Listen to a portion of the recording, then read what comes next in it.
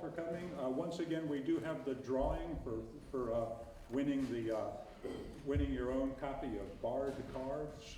Okay, and that'll be happening when we get done with this round. So I don't guess I anything more for me to say. Carolina, I believe you've got number 26. So come on up, and I'll sit down. Thank you, Mr. Benrud, for having me over. Appreciate it. Well, thanks for coming. Hello, everyone. My name is Carolina. Yo hablo español. So I'm going to read in English and in Spanish. Great. The sonnet number 26. I'm going to read it in English first and then in Spanish. This is a sonnet that speaks about hidden love that doesn't want to be discovered out of fear for hurt. Lord of my love, whose merit has ensured that I will serve you loyally, I sent this written message to you to demonstrate my devotion, not my intellectual skills. Devotion so vast that my skills seem bare and meaningless by comparison because I can't find the words to express it. I nevertheless retain the hope that some imaginative inspiration deep in your heart will bestow some meaning on my completely bare love. Only when whichever star that guides my actions looks on me with benign and gracious blessing and puts close on my ragged love so that I will appear worthy of your respect, will I dare to proclaim my love for you.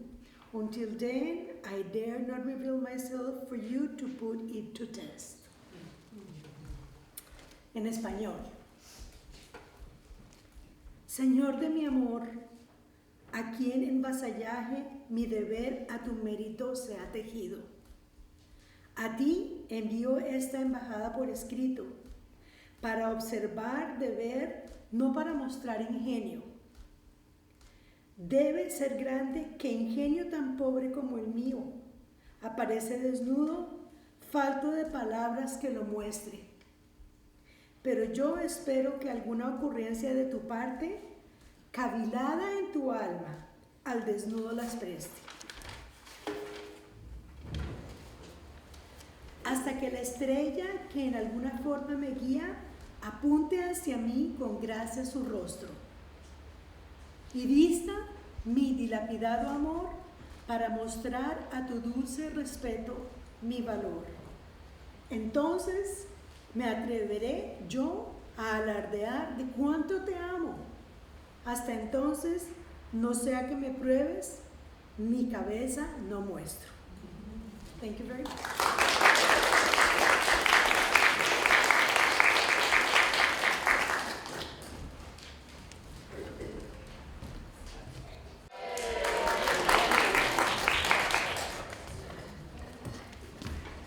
Hi, I'm Judy, and I'm going to be reading Sonnet 27. I'll do it in English first and then in French. Weary with toil, I haste me to my bed. The dear repose for limbs with travel tired. But then begins a journey in my head to work my mind when body's works expired. For then my thoughts, from far where I abide, intend a zealous pilgrimage to thee, and keep my drooping eyelids open wide, looking on darkness which the blind do see, save that my soul's imaginary sight presents thy shadow to my sightless view, which, like a jewel hung in ghastly night, makes black night beauteous, and her old face new. Lo, thus by day my limbs, by night my mind, for thee and for myself, no quiet find. Et maintenant en français. Fatigué de travailler, je me précipite vers mon lit, le cher repos des membres fatigués du voyage. Mais alors commence un voyage dans ma tête pour travailler mon esprit quand le travail du corps a expiré. Car alors mes pensées, du loin où je demeure, Je te propose un pèlerinage zélé, et mes paupières endormies restent grandes ouvertes, regardant les ténèbres que voient les aveugles. Sauf que la vue imaginaire de mon âme présente ton ombre à mes yeux aveugles, qui, comme un bijou accroché dans une nuit épouvantable, rend la nuit noire belle et son vieux visage nouveau. Là, ainsi le jour des membres, la nuit mon esprit, pour toi et pour moi, pas de tranquillité.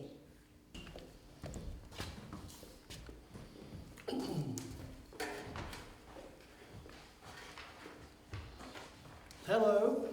Hello. My name is Kent Dove, and I've been with the Sonnets since the beginning, and Kurt and I are still friends.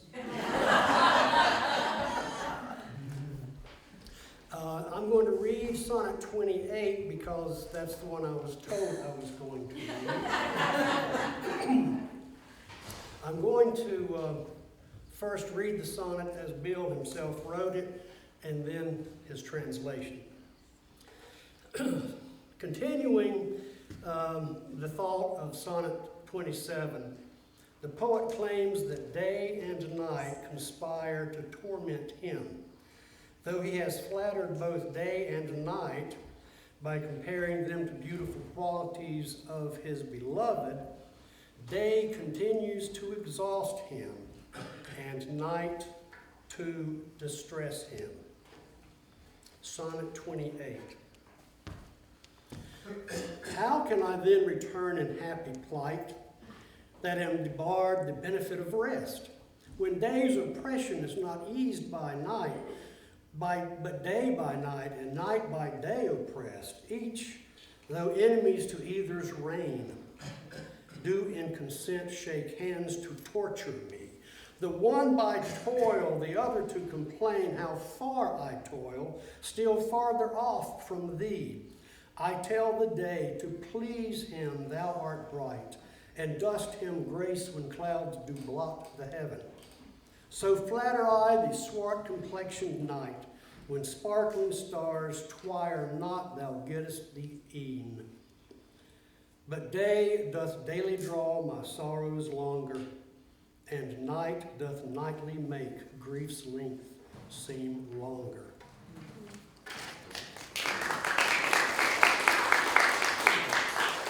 And now his translation, or the translation, which is the way you should have written it to begin with.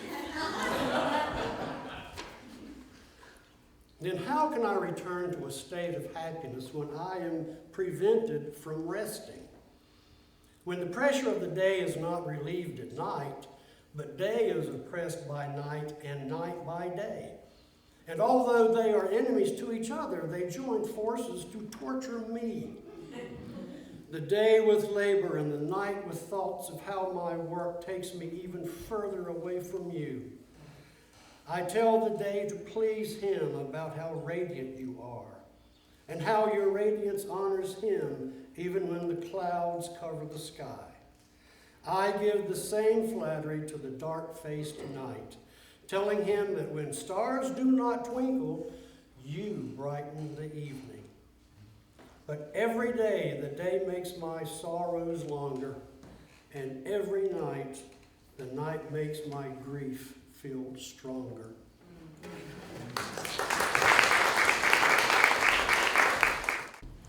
Hi, I'm Debbie Johnson. I am a poet. So I picked Sonnet 29. This one. When in disgrace, with fortune and men's eyes, I, all alone, beweep my outcast state, and trouble deaf heavens with my bootless cries, and look upon myself, and curse my fate. Wishing me like to one more rich in hope, featured like him with friends possessed, desiring this man's art and that man's scope, with what I most enjoy, contented least. Yet in these thoughts myself most despising, happily I think on thee, and then my state, like to the lark at break of day, arising from sullen earth, sings hymns at heaven's gate. For thy sweet love remembered such wealth brings, that then I scorn to change my state with kings.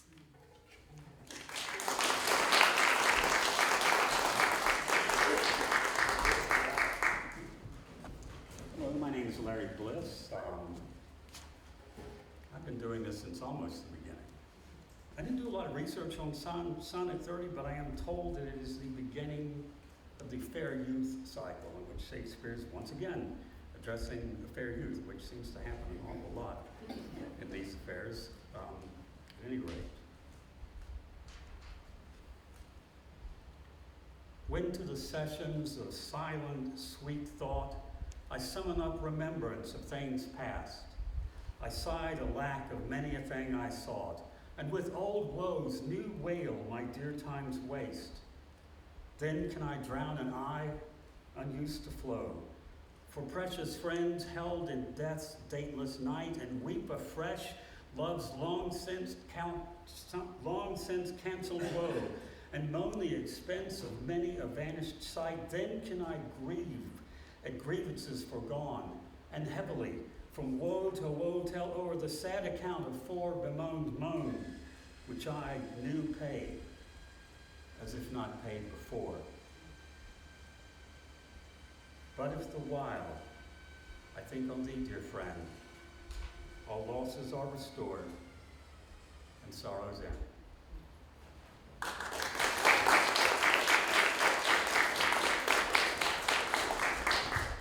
So those of you who were here earlier heard this bit of news from the Telegraph. Those of you that have come in since, it was South African scientists have discovered that 400-year-old tobacco pipes excavated from the garden of William Shakespeare contained cannabis, suggesting that the playwright might have written some of his famous works while high. Now this is sonnet number 157, also known as 30.1, because it's being read right after number 30. When to the sessions of sweet silent bong, I summon up remembrance of dubs past. Methinks I trounce his worship, Tommy Chong, for my weed game shall not soon be outclassed. Tetrahydrocannabinol, thy glow, thy vapors curl from Delphi's oracle, and even the sun god himself says, whoa. And I'm not being allegorical. Call thou the strain Twelfth Night, or what you will. This will knows the primo cheeb from the junk. Afgui, Trainwreck, or perhaps Space Jill? Purple Urkel, Voodoo, nay, Pineapple Skunk. The joint's burning low, so let me be frank. All the world's a stage, and stages be dank.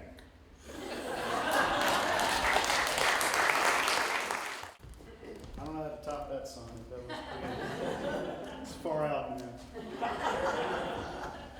My name is Christopher Bynum. I have a shameless thank you to Kurt for finding a spot for me. Again, it's not the sonnet that I'm reading. Okay. I'm reading Sonnet 31. Thy bosom is endeared with all hearts, which I by lacking have supposed dead. And there reigns love, and all love's loving parts, and all those friends which I thought buried. How many a holy and obsequious tear hath their dear religious love stolen from mine eye, as interest of the dead, which now appear, the things removed that hidden in thee lie. Thou art the grave where buried love doth live, hung with the trophies my lovers gone, who all their parts of me to thee did give. That due of many now is thine alone. Their images I loved of you and thee, and thou, all they, hast all the all of me.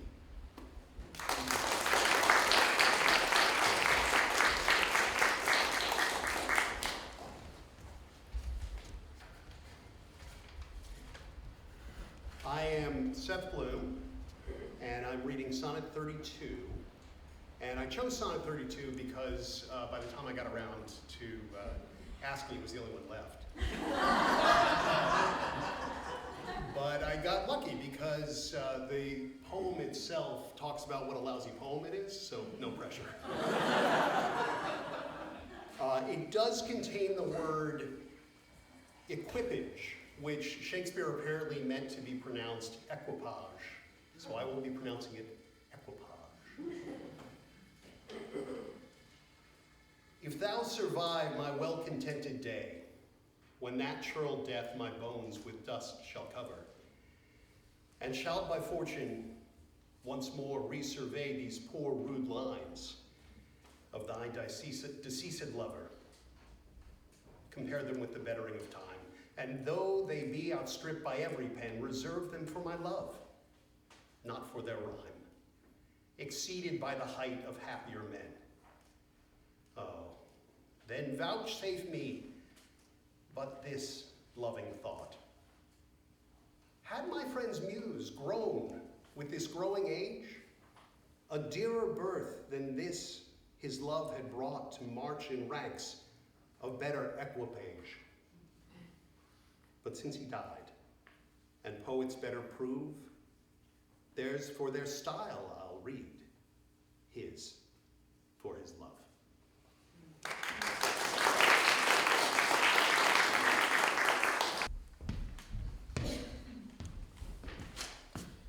Hello, my name is Dan Decker. I teach the Shakespeare workshops here at Burning Coal.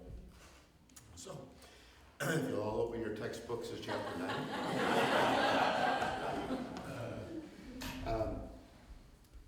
I did an exhaustive study on my own on the life of Shakespeare because it's a pretty interesting life.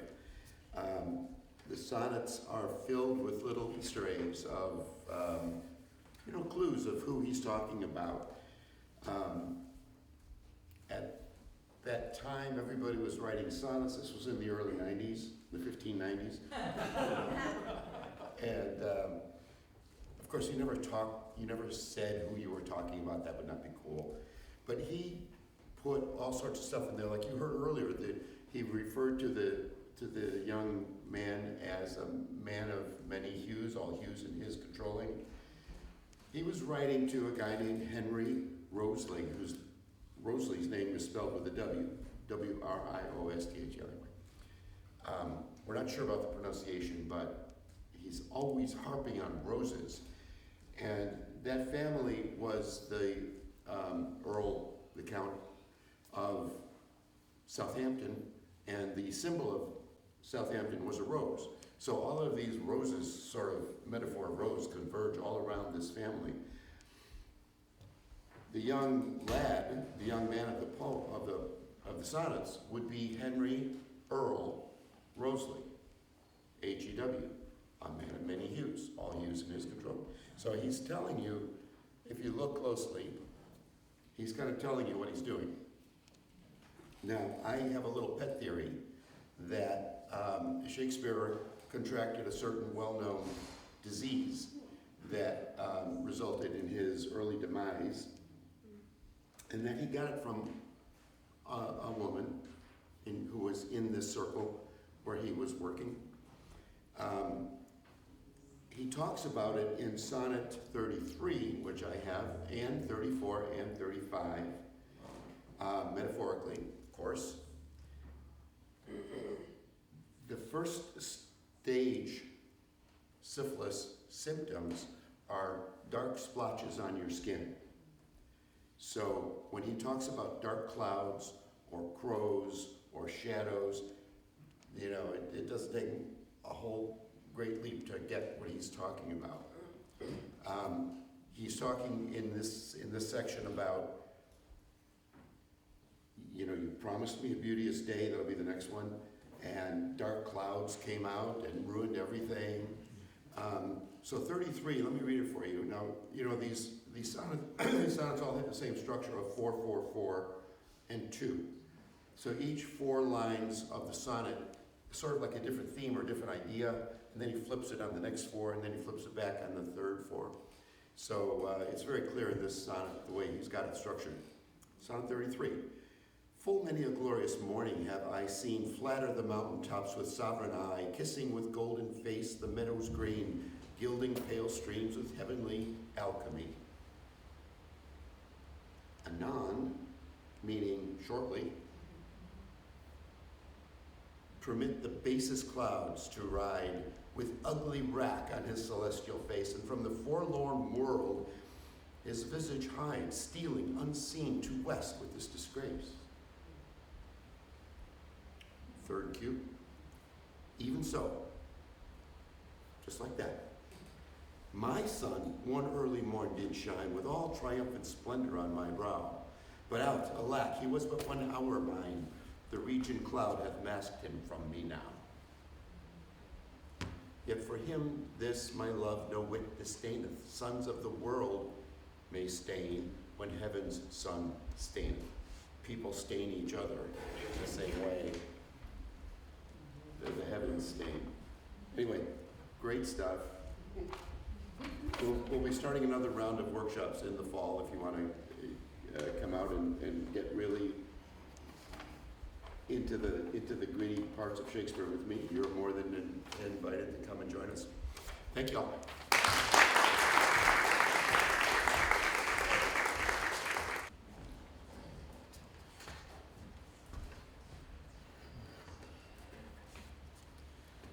My name is Phil Lewis.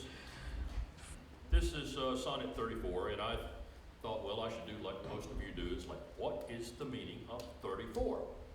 So I did an online search and got nothing. And then I included the word sonnet and actually got something. So extensive research, you know, one site said it's about a fellow going out and getting rained on and how he doesn't like that. The other site said that it's about some young man that hurt his feelings and blah, blah, blah. You know. So who knows? Actually, it turns out that it could be either one, both, you know. Who knew that poetry could mean different things to different people? Anyway, number 34.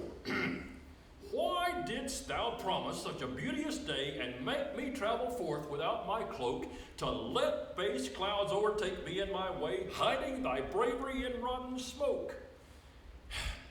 'Tis not enough that through the cloud thou break to dry the rain from all my storm-beaten face, for no man well of such a salve can speak that heals the wound and cures not the disgrace. Nor can thy shame give physic to my grief, though thou repent, yet I still have the loss. The offender's sorrow lends but weak relief to him that bears the strong offense's cross. Ah, but those tears of pearl which thy love sheds, and they are rich and ransom all ill deeds.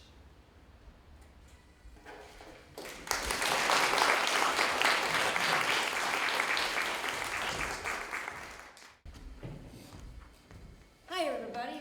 Hi. I'm Mary Markovich. Nice to see you all. Glad to be here.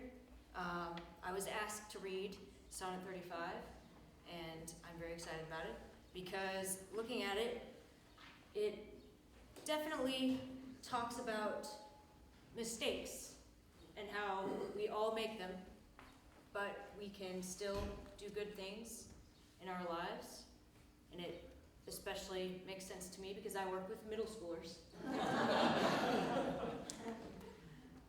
So here goes. No more be grieved at that which thou hast done. Roses have thorns, and silver fountains mud. Clouds and eclipses stain both moon and sun, and loathsome canker lives in sweetest bud. All men make faults, and even I in this, authorizing thy trespass with compare, myself corrupting, solving thy amiss, excusing thy sins more than thy sins are. For to thy sensual thought I bring incense, thy adverse party is thy advocate, and 'gainst myself a lawful plea commence. Such civil war is in my love and hate. that I an accessory needs must be to that sweet thief which sourly robs from me.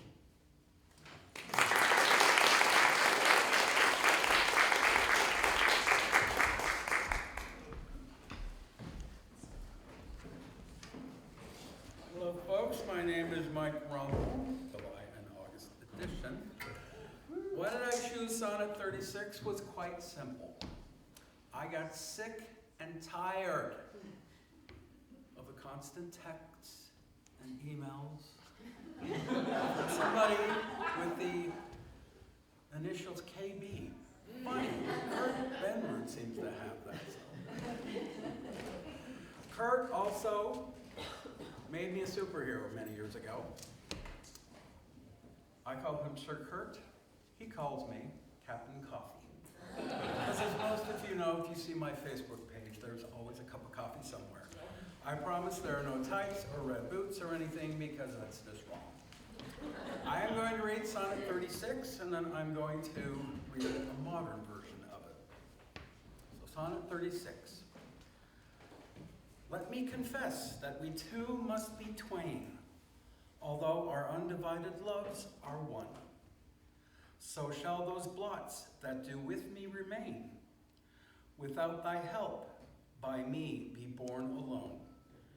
In our two loves there is but one respect, that in our lives a separable spite, which though it alter not love's sole effect, yet it doth steal sweet hours from love's delight. I may not evermore acknowledge thee, lest my bewailed guilt should do thee shame, nor thou with public kindness honor me, unless thou take thy honor from thy name. But do not do so. I love thee in such sort, as thou being mine is thy good report. And I'm now going to read it in the modern version, so we're going to move this out of the way. Then I'm going to read it on my phone. Oh my God. Small print and old man eyes. Oh wait, now I can see it. Oh, but the camera can see the boogers up my nose.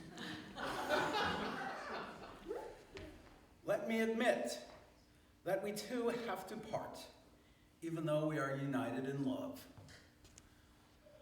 By parting, those disgraces that we've been brought on ourselves can be borne by me alone, without any help from you. In our love for each other, there is a single mind, even though circumstances which force us apart cannot destroy our love, but rob us of those sweet hours of mutual pleasure. I can't ever openly acknowledge you again, because my wretched guilt would bring shame on you. Nor can you honor me with public notice without dishonoring yourself. So don't do that. My love for you is such that I value your reputation as though it were my own.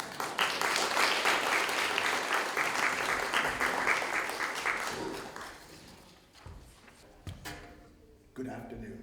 Good afternoon. My name is Gerald Rubin.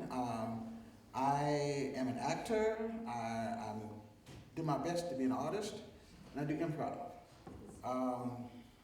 The reason I picked this certain sonnet was I was looking at it and I saw the part of the decrepit father, and I was like, well, I'm a father and I'm a little bit decrepit, so I figured I might as well read this one. So here we go. As a decrepit father takes delight to see his active child do deeds of youth, so I, made lame by fortune's dearest spite, take all my comfort of thy worth and truth. For whether beauty, birth, or wealth, or wit, or any of these all, or all or more, entitled in thy parts, do crown sit, I make my love engrafted to this store. So then I am not lame, poor, nor despised, whilst that this shadow doth such substance give, that I in thy abundance am sufficed, and by a part all the glory live. Look what is best. That best I wish in thee.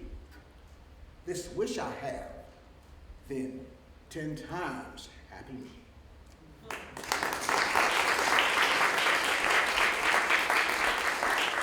Good afternoon. My name is Roger Hanna, and I have sonnet number 38. Like a couple of people said earlier, one of the reasons I got this sonnet is because I was slow in picking one, so very few left at that point. But I also like this sonnet because it's Shakespeare's shout out to his muse and or inspiration. And anybody who's involved in any creative endeavor has someone or a number of people who serve as that role for them. So I really like this. Sonnet number 38. How can my muse want subject to invent? While thou dost breathe, thou pourest into my verse thine own sweet argument, too excellent for every vulgar paper to rehearse. Oh, give thyself the thanks, if aught in me worthy perusal stand against thy sight. For who's so dumb that cannot write to thee, when thou thyself dost give invention light? Be thou the 10th muse, 10 times more in worth than those old 9, while rhymers invocate. And he that calls on thee, let him bring forth eternal numbers to outlive long date. If my slight muse do please these curious days, the pain be mine, but thine shall be the praise.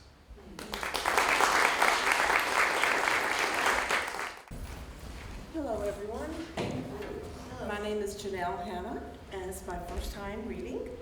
And I chose 39 because it followed 38. And in this sonnet, the poet and his beloved are apart and contemplating. And after having been married for 41 years, kind of hard to think about being apart, but here you go. Oh, how thy worth with manners may I sing, when thou art all the better part of me.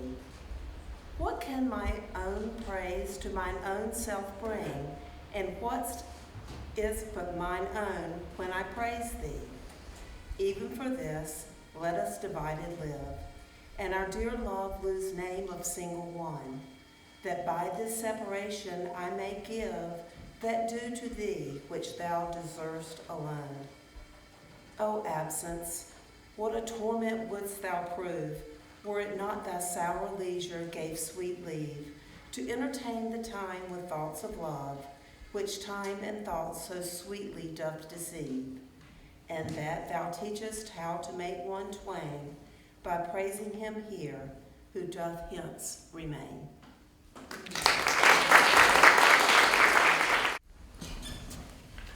Hello, everyone. So this is actually my first time doing this.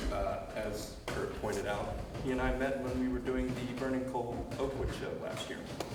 So my name is Collins, last name Wilson. Have you ever been so in love with somebody that you're actually annoyed at that person for how much you are in love with them? I have a sonnet for you. Sonnet 40. Take all my loves, my love, yea, take them all. What hast thou then more than thou hadst before? No love, my love, that thou mayest true love call. Then if, all mine was thine before thou hadst this more. Then if for my love thou my love receivest, I cannot blame thee, for my love thou usest. But yet be blamed, if thou thyself deceivest by wilful taste of what thyself refusest. I do forgive thy robbery, gentle thief, although thou steal thee all my poverty. And yet, love knows it is a greater grief to bear love's wrong than hate's known injury. Lascivious grace, in whom all ill will shows, kill me with spites, yet we must not be foes.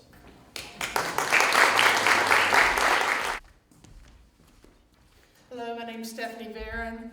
I was asked by Kurt a couple of weeks ago to read for this.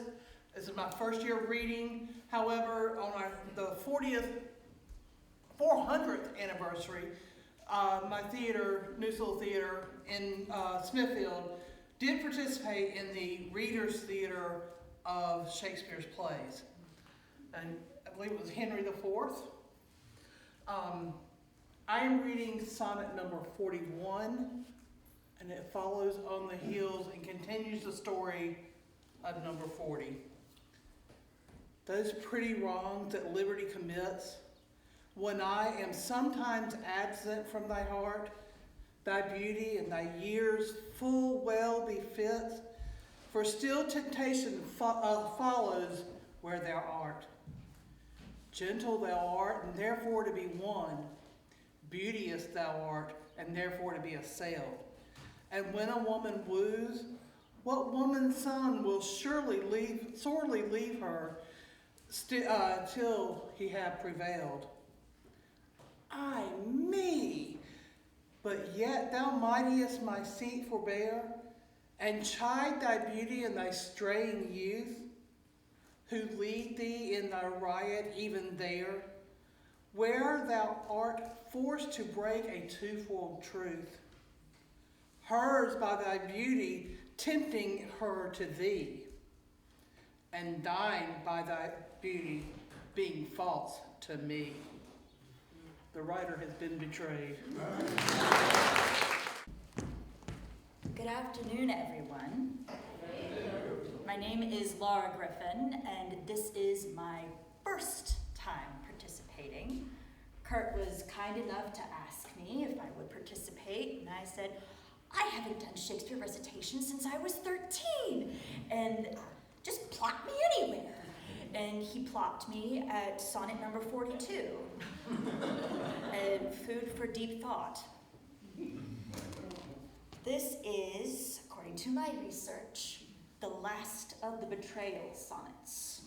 We had 1, 2, and 3, where the handsome youth that he's very good friends with apparently got a little too close to the dark lady that he's been in love with.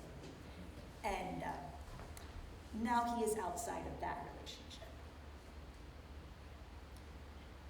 That thou hast her, it is not all my grief. And yet it may be said I loved her dearly. That she hath thee is of my wailing chief, a loss in love that touches me more nearly. Loving offenders, thus I will excuse thee. Thou dost love her because thou knowest I love her, and for my sake even so doth she abuse me. Suffering my sin, my friend, for my sake to approve her. If I lose thee, my loss is my love's gain, and losing her, my friend hath found that loss. Both find each other, and I lose both twain. And both for my sake lay on me this cross. But here's the joy. My friend and I are one. Sweet flattery. Then she loves but me alone.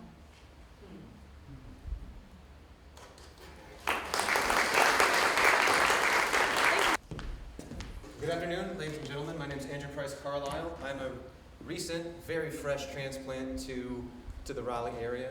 Iowa test, thank you very much. Just got here in January. So my shameless plug is this guy, that's me. I'm him, shameless and a plug. Pleased to meet you. Sonnet 43 speaks for itself. When most I wink, then do mine eyes best see. For all the day they view things unrespected. But when I sleep, in dreams they look on thee, and darkly bright, or bright and dark directed. Then thou, whose shadows doth make bright, how would thy shadows form happy show to the clear day with thy much clearer light, when to unseeing eyes thy shade shines so? How would I say, mine eyes be blessed made by looking on thee in the living day, when in dead night thy fair imperfect shade through heavy sleep on sightless eyes doth stay. All days are nights to seek till I see thee, and nights bright days when dreams do show thee me.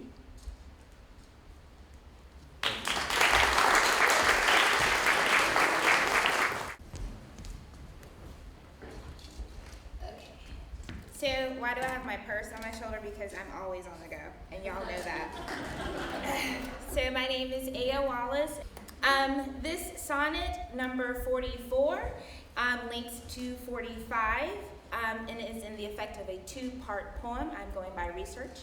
The poet wishes that he were thought rather than flesh, so that he could be with his beloved, or their beloved. The poet, being mortal, is instead made up of 4 elements: earth, air, fire, and water. The dullest of these elements, earth and water, are dominant and forced to remain fixed in place, weeping heavy tears.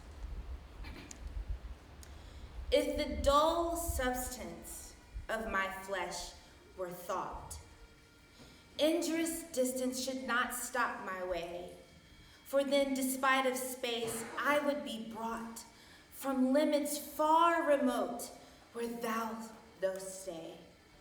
No matter then, although my foot did stand upon the farthest earth removed from thee, for nimble thought can jump both sea and land as soon as I think the place where he would be.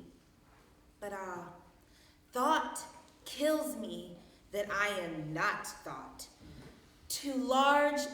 to leap large lengths of miles when thou art gone. But that so much of earth and water wrought, I must attend time's leisure with my moan, receiving not by elements so slow, but heavy tears, badges of either's woe. Thank you.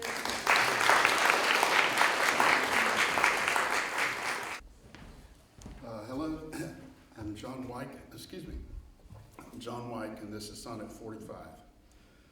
The other 2, slight air and purging fire, are both with thee wherever I abide. The first my thought, the other my desire. These present absent with swift motion slide. For when these quicker elements are gone, in tender embassy of love to thee, my life, being made of 4, with 2 alone sinks down to death, oppressed with melancholy. Until life's composition be recured by those swift messengers returned from thee, who even but now come back again, assured of thy fair health, recounting it to me. This told, I joy, but then no longer glad, I send them back again, and straight grow sad. Thank you.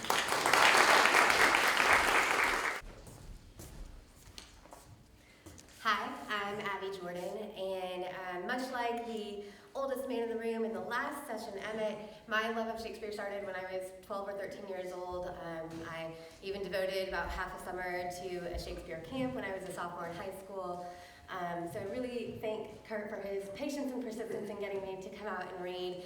I let him pick the sonnet for me. Sonnet 46 is the start of a pair of sonnets that are comparing what is more valuable, what do we prize more, love that is inspired by what we see, or love that is brought on by the more emotional side of things, how we think and what we hold close to our hearts. So lust or love, what is the more valuable, what is truer in our lives. So this is Sonnet 46. Mine eye and heart are at a mortal war. How to divide the conquest of thy sight? Mine eye, my heart thy picture's sight would bar. My heart, mine eye, the freedom of that right. My heart doth plead that thou in him dost lie, a closet never pierced with crystal eyes. But the defendant doth plead that plea deny, and says in him thy fair appearance lies. To side this title is empaneled a quest of thoughts, all tenets of the heart, and by their verdict is determined the clear eye's moiety and the dear heart's part, as thus. Mine eyes do is thy outward part, my heart's right, thy inward love of heart.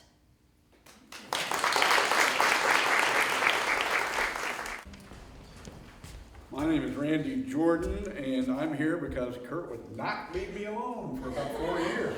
I think he has an affinity for old guys in need of a haircut, badly. Yeah, I tell you, it's good to be here, and I appreciate it. I've had on my bucket list for some time the desire to do Shakespeare.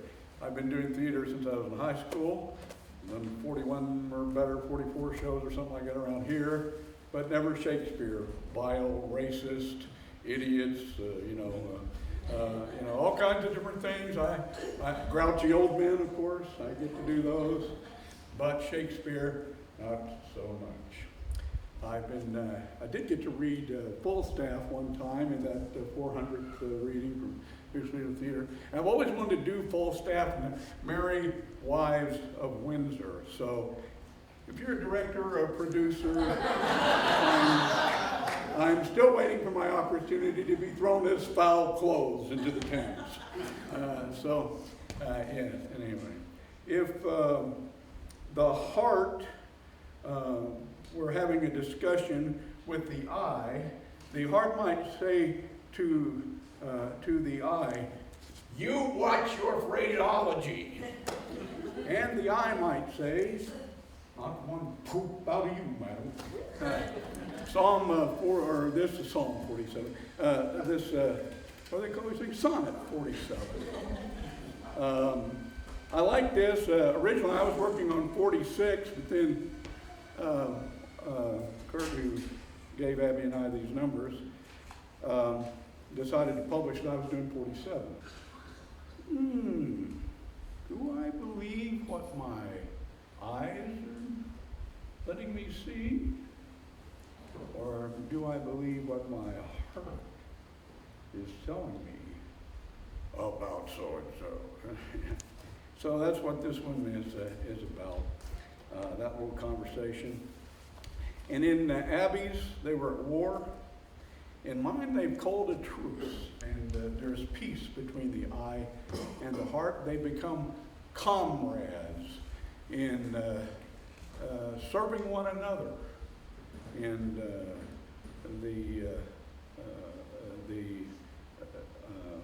in compassion or in passion for the object of their affections. They're working together now. So, Sonnet 47. Betwixt mine eye and heart a league is took, and each doth good turns now unto the other. What then mine eye is famished for a look, or heart in love with sighs himself doth smother, with my love's picture, then my eye doth feast, and to the painted banquet bids my heart.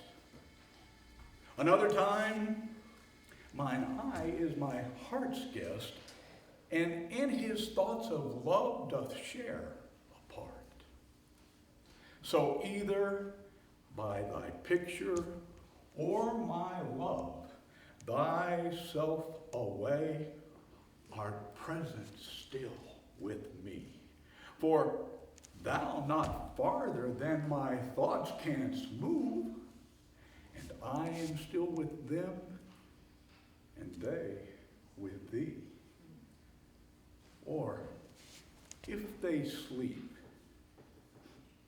thy picture in my sight awakes my heart, to hearts and eyes delight.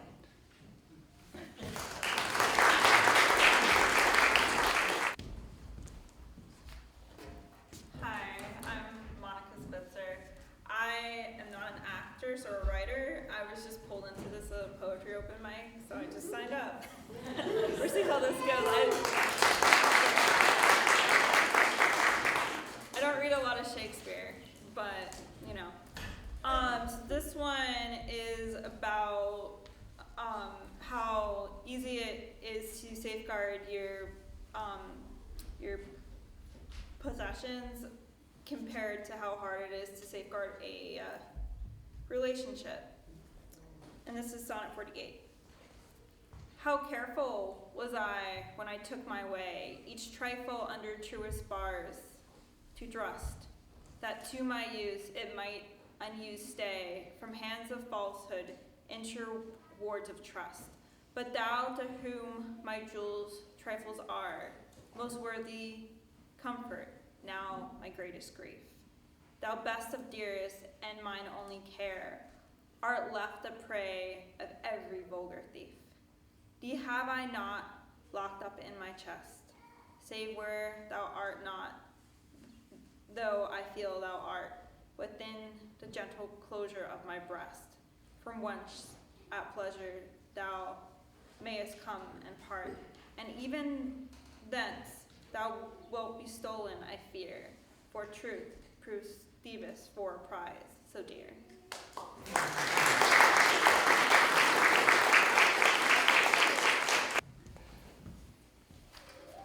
Okay, hello, I'm Justin.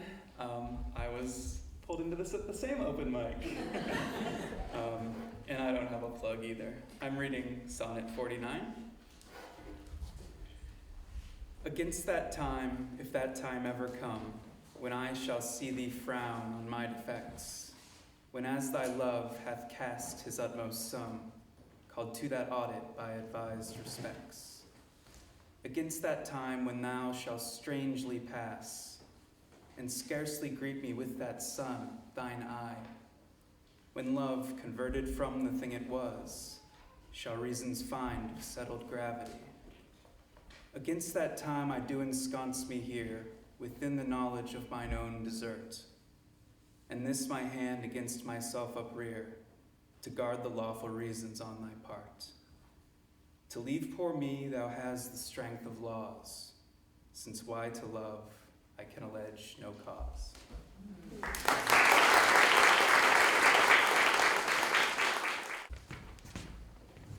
Hi, my name is Kendall Anderson. I'm a junior at Seaforth High School. I found out about this from my theater teacher. I think she may have came up with the idea for our ITS trip because of me. I'm kind of at my school known as the weird girl who likes Shakespeare.